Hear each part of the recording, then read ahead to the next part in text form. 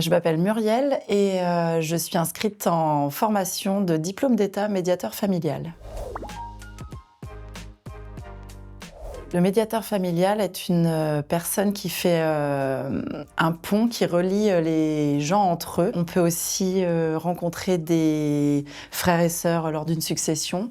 Il y a aussi des médiations parents-adolescents. Ce qui se fait le plus, c'est quand même la médiation autour des séparations de couple et l'idée est de faire en sorte que les gens communiquent d'une façon différente pour soit apaiser leurs conflits, soit trouver des solutions dans ce qui les touche au quotidien.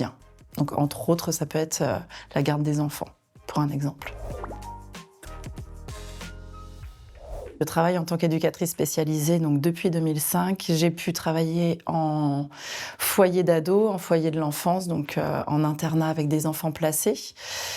Et maintenant, depuis 2013, je travaille donc dans un CESAD. Donc c'est un service d'accueil en fait où l'on va dans les écoles pour accompagner les jeunes en situation de handicap autour de leur scolarité.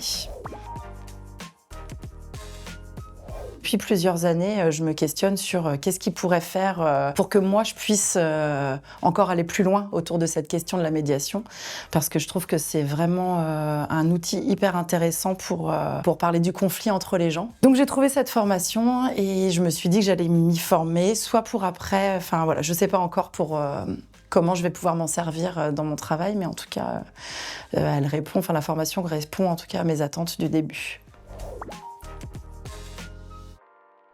Je fais mon stage à la Maison des Adolescents, donc avec une médiatrice qui fait spécifiquement de la médiation parents-ados. Ma mission a été tout d'abord d'observer, mais j'ai rapidement pu intervenir pendant les entretiens parents-ados, entre autres pour l'information autour de la médiation. C'est quoi la médiation, pourquoi on y vient et qu'est-ce qu'on vient y faire, et qu'est-ce que ça peut vous apporter. Après, les gens peuvent faire leur choix de façon éclairée s'ils veulent continuer vers la médiation ou pas, d'ailleurs, puisque ce qui est essentiel dans la médiation, c'est que, par rapport à moi, mon métier d'éducatrice spécialisée, c'est que les gens ont le choix et choisissent de poursuivre ou pas le processus de médiation. Écoute, empathie, transparence, c'est bien. Ouais, c'est pas mal. Les intervenants sont suffisamment actifs et présents pour nous intéresser la plupart du temps. J'aurais espéré devenir médiatrice familiale, mais effectivement, en tout cas en Loire-Atlantique, parce qu'effectivement, il y a des régions où la médiation familiale est bien plus ancrée, mais moi, j'habite en Loire-Atlantique et je ne peux pas déménager. Et donc, dans les centres conventionnés, les postes sont très chers.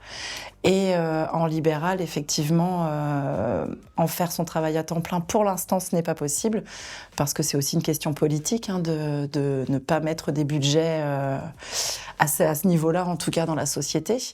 Mais peut-être qu'un jour ça viendra. Et dans l'idée, pour l'instant, ce serait peut-être d'en faire un temps partiel ou un surplus de mon travail, ou alors pouvoir l'intégrer au sein de mon association, ce qui est déjà entendu par ma direction, de pouvoir créer un pôle de médiation familiale dans mon association. Mais ça, c'est pas encore budgétisé, on va dire ça comme ça.